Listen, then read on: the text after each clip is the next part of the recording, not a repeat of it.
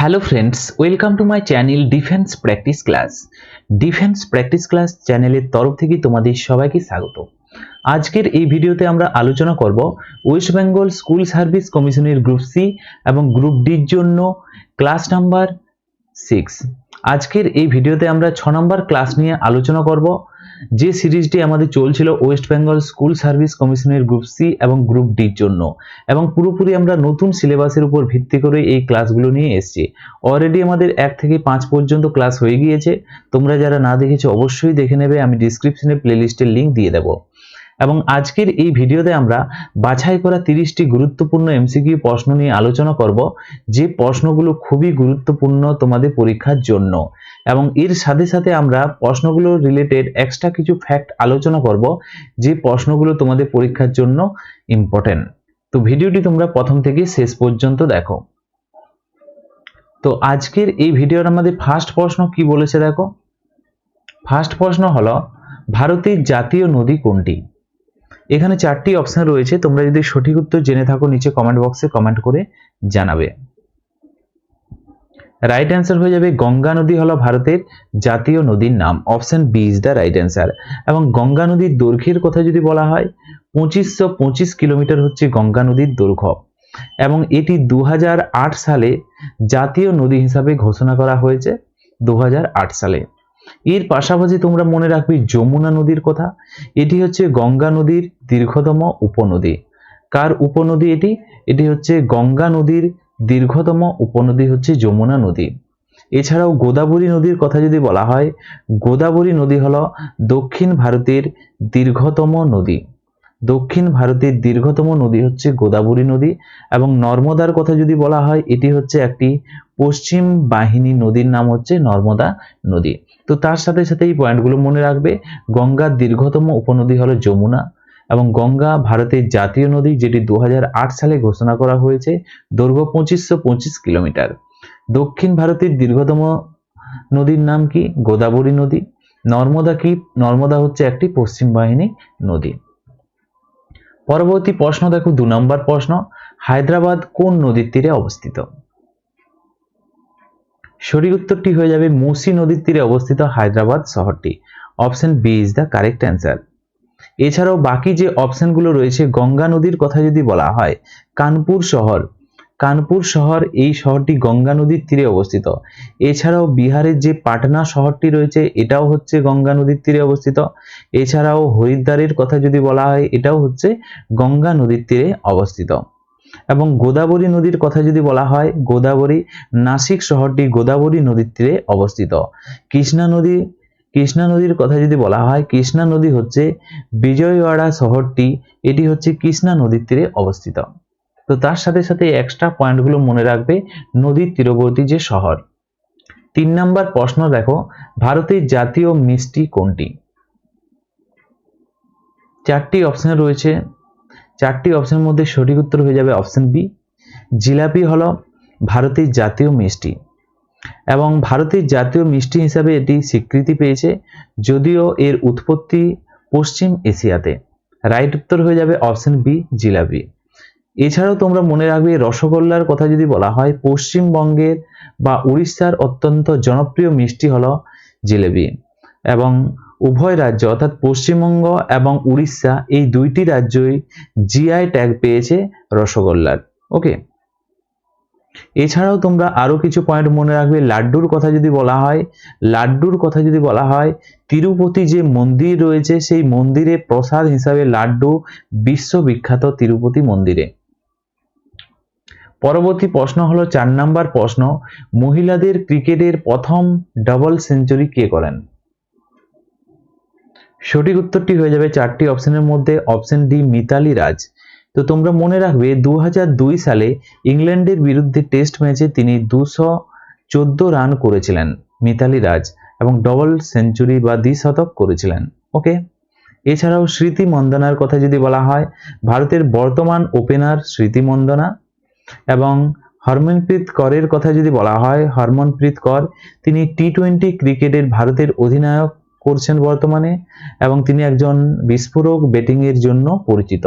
এবং ঝুলন গোস্বামী, তোমরা তো জানোই ঝুলন গোস্বামী পশ্চিমবঙ্গের, তিনি বিশ্বের অন্যতম সেরা ফাস্ট বোলার এবং সর্বোচ্চ উইকেট শিকার করেছেন ঝুলন গোস্বামী।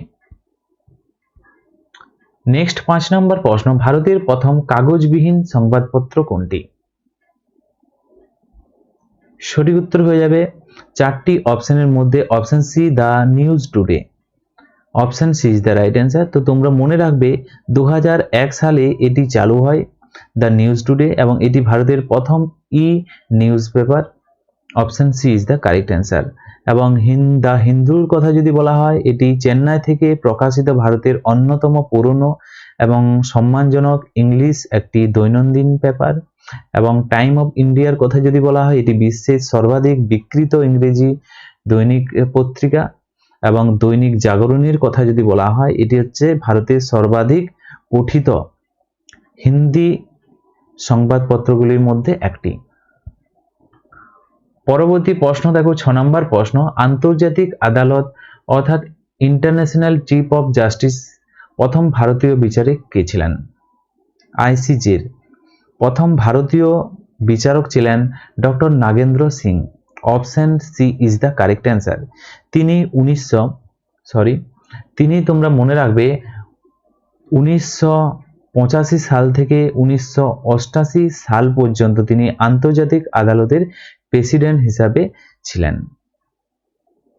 নেক্সট প্রশ্ন দেখো, 7 নম্বর প্রশ্ন, আরবিআই এর প্রথম মহিলা ডেপুটি গভর্নর কে? এই প্রশ্নের সঠিক উত্তর হয়ে যাবে option B is the right answer, কেজে উদেসি। অপশন বি সঠিক উত্তর। তিনি 2003 সালে প্রথম মহিলা ডেপুটি গভর্নর হিসেবে নিযুক্ত হন।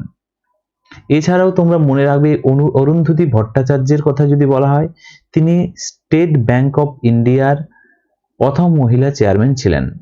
এছাড়াও চন্দা কোচরের কথা যদি বলা হয়, তিনি আইসিআইসি ব্যাংকের প্রথম প্রাক্তন সিইও চিফ এক্সিকিউটিভ অফিসার ছিলেন।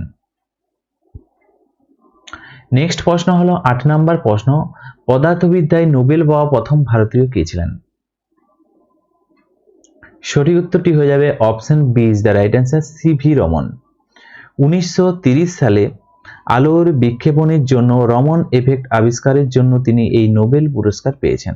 অপশন বি সঠিক উত্তর। এছাড়াও তোমরা মনে রাখবে হরগোবিন্দ খুরানার কথা। হরগোবিন্দ খুরানা চিকিৎসায় নোবেল পান 1968 সালে। চন্দ্রশেখরের কথা যদি বলা হয়, সুব্রহ্মণ্যম চন্দ্রশেখর, তিনি পদার্থবিজ্ঞানে নোবেল পান 1983 সালে। নক্ষত্রের গঠন সংক্রান্ত গবেষণার জন্য চন্দ্রশেখর লিমিট নামে তিনি পরিচিত। অমর্ত্য সেনের কথা যদি বলা হয়, অর্থনীতিতে নোবেল পুরস্কার পান 1998 সালে। নেক্সট হচ্ছে 9 নম্বর প্রশ্ন, চিকিৎসায় নোবেল পাওয়া প্রথম ভারতীয় বংশোদ্ভূত কে ছিলেন? এই প্রশ্নের সঠিক উত্তরটি হয়ে যাবে 4টি অপশনের মধ্যে অপশন ডি, হরগোবিন্দ খুরানা। তিনি জেনেটিক কোড এবং প্রোটিন সংশ্লেষণ নিয়ে গবেষণার জন্য নোবেল প্রাইজ পেয়েছেন। এছাড়াও অভিজিৎ বন্দ্যোপাধ্যায়ের কথা যদি বলা হয়, তিনি কিসে পেয়েছেন? তিনি অর্থনীতিতে নোবেল প্রাইজ পেয়েছেন 2019 সালে। নেক্সট প্রশ্ন হলো 10 নম্বর প্রশ্ন, অর্থনীতিতে নোবেল পাওয়া প্রথম ভারতীয় কে ছিলেন? প্রথম ভারতীয় ছিলেন অমর্ত্য সেন। অপশন বি সঠিক উত্তর। 1998 সালে তিনি নোবেল প্রাইজ পেয়েছেন। কিসের জন্য? অর্থনীতির কল্যাণের জন্য তিনি এই প্রাইজ পেয়েছেন। ওকে, এছাড়াও অপশনে রয়েছে মনমোহন সিং। তিনি কে ছিলেন? তিনি একজন অর্থনীতিবিদ ছিলেন এবং ভারতের প্রাক্তন প্রধানমন্ত্রী ছিলেন।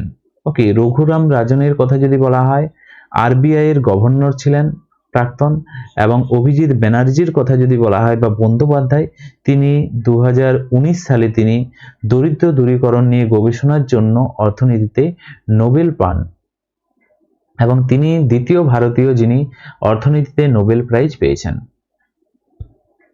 নেক্সট প্রশ্ন হলো 11 নম্বর প্রশ্ন, ভারতের প্রথম শিখ প্রধানমন্ত্রী কে ছিলেন? সঠিক উত্তর হয়ে যাবে Manmohan Singh. Option B is the right answer. এবং তোমরা মনে রাখবে তিনি 2004 থেকে 2014 সাল পর্যন্ত প্রধানমন্ত্রী পদে ছিলেন। এবং তিনি তার পাশাপাশি মনে রাখবে 1991 সালে অর্থমন্ত্রী হিসাবে অর্থনীতিতে উদারীকরণ বা অর্থনীতিতে উন্নতি করেছিলেন। 1991 সালে তিনি অর্থমন্ত্রী ছিলেন। এই পয়েন্টটা তোমরা মনে রাখবে। ওকে, এছাড়াও জ্ঞানী জৈল সিং এর কথা যদি বলা হয়, তিনি কে ছিলেন? তিনি ছিলেন ভারতের প্রথম শিখ রাষ্ট্রপতি ছিলেন। ভারতের প্রথম শিখ রাষ্ট্রপতি হলেন জ্ঞানী জৈল সিং। ওকে, এছাড়াও গুলজারিলাল নন্দার কথা যদি বলা হয়, তিনি কে ছিলেন? তিনি ভারতের প্রথম অন্তর্বর্তীকালীন একজন প্রধানমন্ত্রী ছিলেন মধ্যকালীন। নেক্সট প্রশ্ন হলো 12 নম্বর প্রশ্ন, জাতীয় পতাকার গেরুয়া রং কিসের প্রতীক?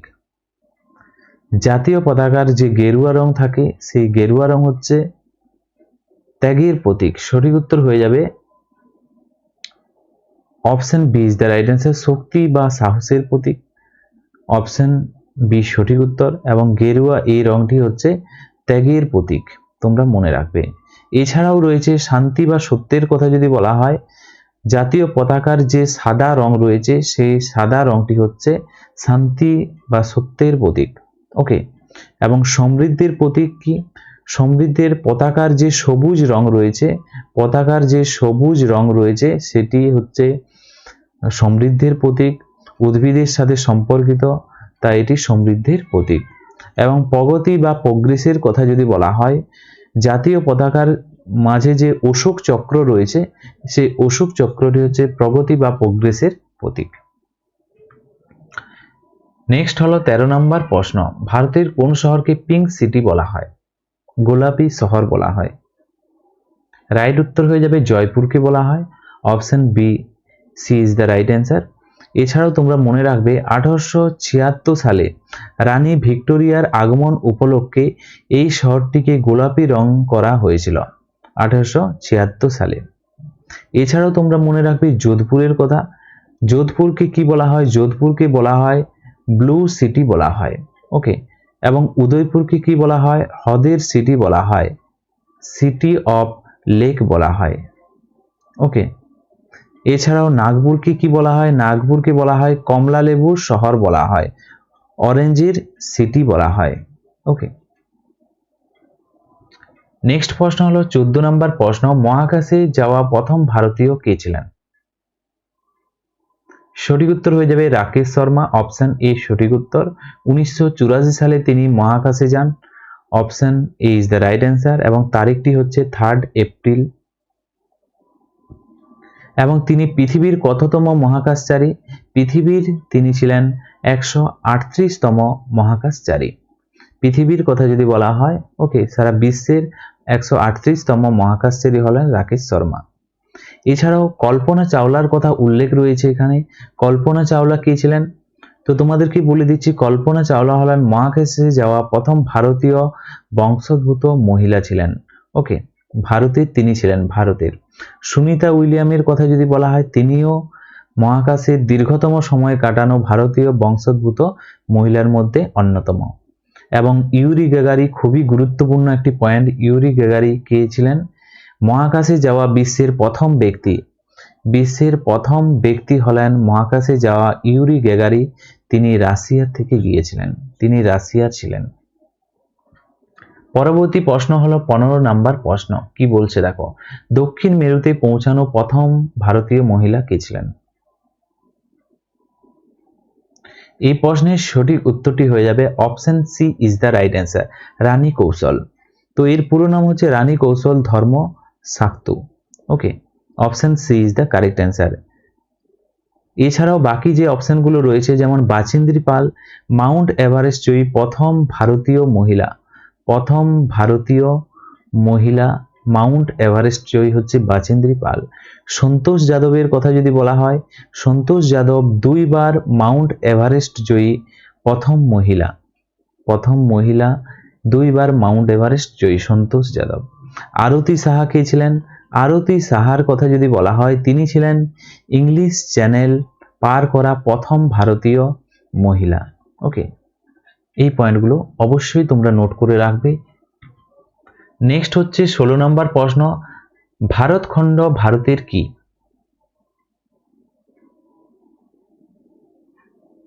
ভারতখণ্ড ভারতকে সঠিক উত্তর হয়ে যাবে একটি নাম। Option A is the right answer. তোমরা মনে রাখবে প্রাচীন সাহিত্যে ভারতকে কি বলা হয়?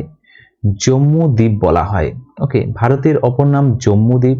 তাছাড়াও ভারতবর্ষ হিসাবে উল্লেখ রয়েছে, তাছাড়াও ভারত খণ্ড বলেও উল্লেখ রয়েছে।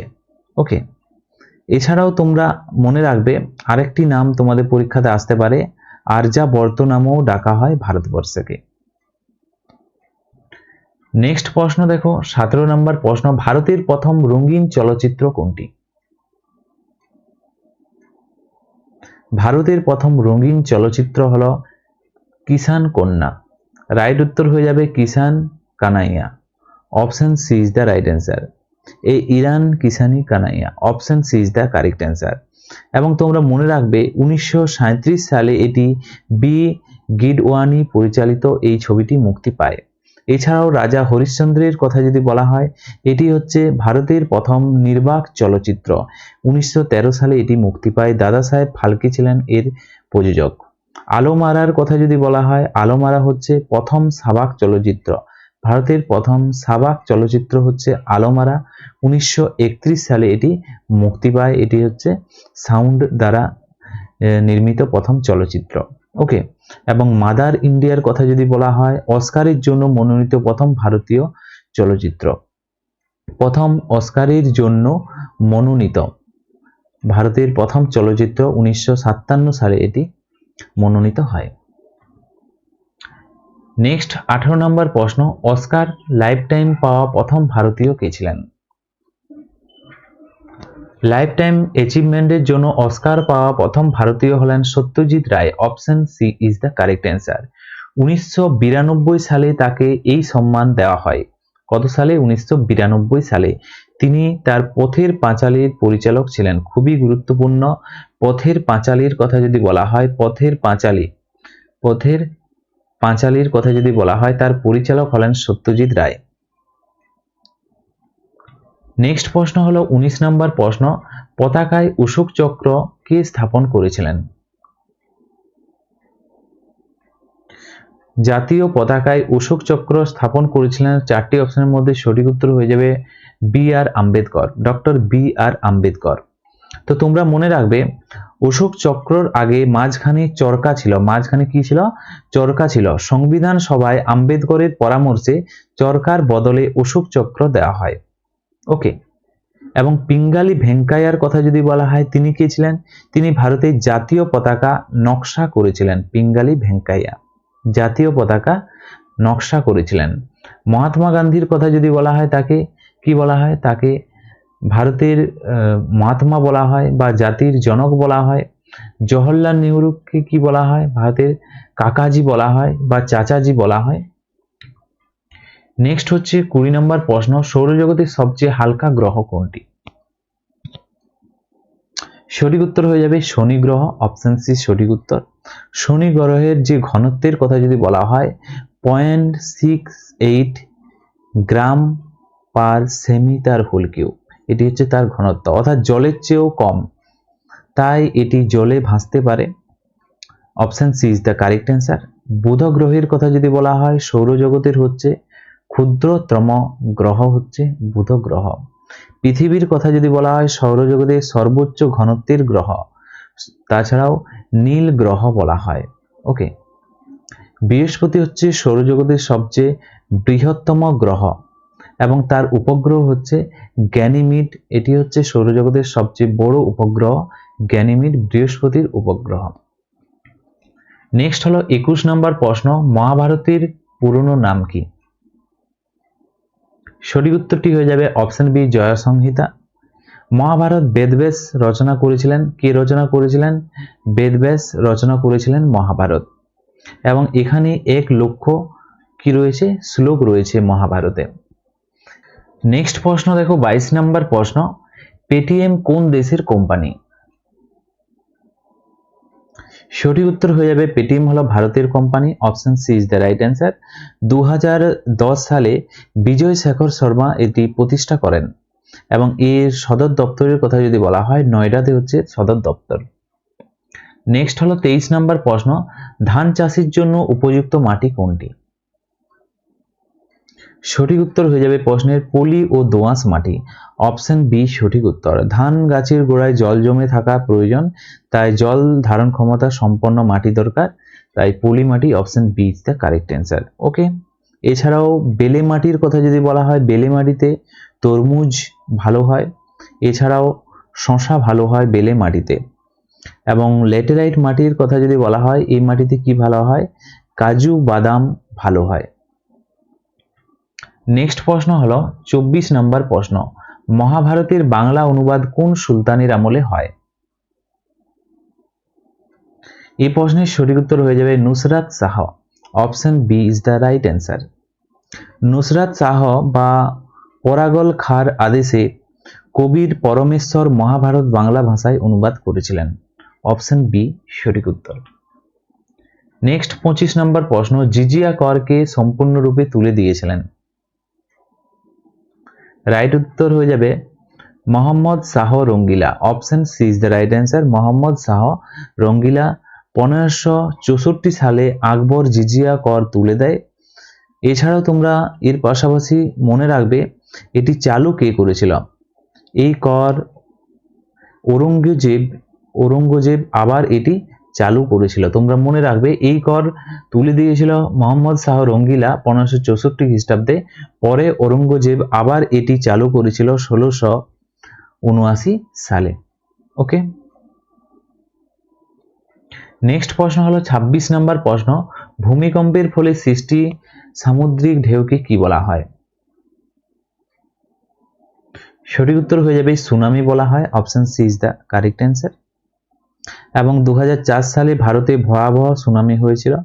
এছাড়াও টাইফুনের কথা যদি বলা হয়, প্রশান্ত মহাসাগরে যে ঘূর্ণিঝড় তাকে টাইফুন বলা হয়। সাইক্লোন কাকে বলা হয়? সাইক্লোন বলা হয় ভারত মহাসাগরের যে ঘূর্ণিঝড় সাইক্লোন বলা হয়। এবং টর্নেডোর কথা যদি বলা হয়, আমেরিকায় দেখা যায় টর্নেডো। ওকে, আমেরিকাতে লক্ষ্য করা যায়, এটি স্থলভাগে হয়ে থাকে এই ঝড় সাধারণত। নেক্সট হলো 27 নম্বর প্রশ্ন। 27 নম্বর প্রশ্ন হলো আসওয়ান বাঁধ কোন নদীর উপর অবস্থিত? রাইট উত্তর হয়ে যাবে নীল নদ, option B is the right answer. এবং এটি কোথায় অবস্থিত? এটি মিশরে অবস্থিত। এবং এর পাশাপাশি তোমাদের পরীক্ষাতে আসতে পারে পিরামিডের শহর কাকে বলা হয়? পিরামিড, রাইট উত্তর হয়ে যাবে মিশরকে বলা হয়। এছাড়াও আমাজন রয়েছে এখানে। দক্ষিণ আমেরিকার নদী হলো আমাজন এবং বিশ্বের বৃহত্তম নদী হলো, জলের পরিমাণ এখানে সবচেয়ে বেশি আমাজন নদীতে। এবং ইয়াংসিকিয়াং এর কথা যদি বলা হয়, এশিয়ার দীর্ঘতম নদী বা চীনের এটি নদী, তোমরা মনে রাখবে। নেক্সট হলো 28 নম্বর প্রশ্ন, বিশ্বের সবচেয়ে উঁচু বাঁধ কোনটি? রাইট উত্তর হয়ে যাবে রগুন বাঁধ, রগুন, অপশন বি সঠিক উত্তর। এবং এটি কোথায় অবস্থিত? এটি হচ্ছে তাজিকিস্তানে অবস্থিত রগুন বাঁধ বিশ্বের। এছাড়াও তোমরা মনে রাখবে থ্রি গর্জের ড্যাম। ওকে, থ্রি গর্জের ড্যামের কথা যদি বলা হয়, এটি কোথায় অবস্থিত? চীনে অবস্থিত three gorges dam. Bhakra Nangal ড্যামের কথা যদি বলা হয়, এটি কোথায় অবস্থিত? এটি ভারতে অবস্থিত। ভারতের কোথায় অবস্থিত? পাঞ্জাবে অবস্থিত।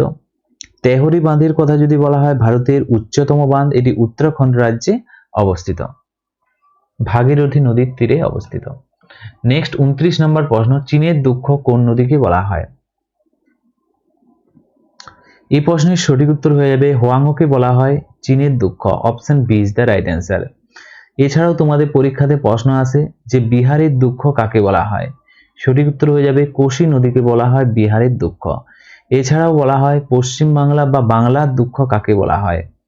সেখানে হয়ে যাবে বাংলার দুঃখ বলা হয় দামোদরকে, দামোদর নদীকে বলা হয়। এই পয়েন্টগুলো মনে রাখবে, চীনের দুঃখ হোয়াংহো, বিহারের দুঃখ কোশি, বাংলার দুঃখ হলো দামোদর। এবং আজকের এই ভিডিওর মধ্যে লাস্ট প্রশ্ন হলো স্যান্ডউইচ দ্বীপ কোন দ্বীপের প্রাচীন নাম?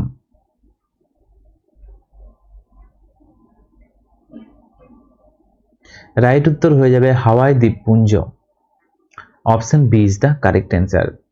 1778 সালে ক্যাপ্টেন জেমস কুক এই দ্বীপ আবিষ্কার করেছিলেন।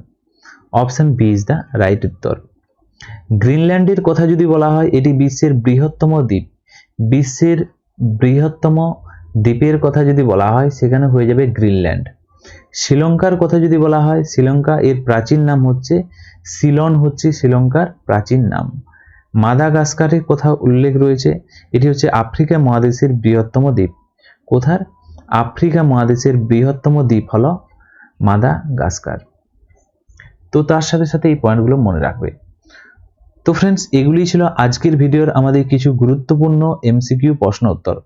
এবং আজকের এই ভিডিওর লাস্ট প্রশ্ন, যে প্রশ্নগুলো তোমাদের জন্য, সঠিক উত্তর তোমরা নিচে কমেন্ট বক্সে কমেন্ট করে জানাও। প্রথমত তোমরা নিচে কমেন্ট বক্সে কমেন্ট করো যে ধান চাষের জন্য কোন মাটি প্রয়োজন হয়। ধান চাষের জন্য। নেক্সট আমরা আলোচনা করব যে গম চাষের জন্য কোন রকম মাটি প্রয়োজন হয় এবং চা চাষের জন্য কোন মাটি প্রয়োজন হয়, কি ধরনের মাটি। নিচে কমেন্ট বক্সে কমেন্ট করে জানাও, এটা তোমাদের হোমওয়ার্ক রইল। এবং ভিডিওটি যদি ভালো লেগে থাকে অবশ্যই লাইক করো এবং তোমাদের বন্ধুদের সাথে ভিডিওটি শেয়ার করো। আজকের ভিডিওটি এখানেই শেষ করছি। Thank you for watching. Jai Hind, Jai Bharat.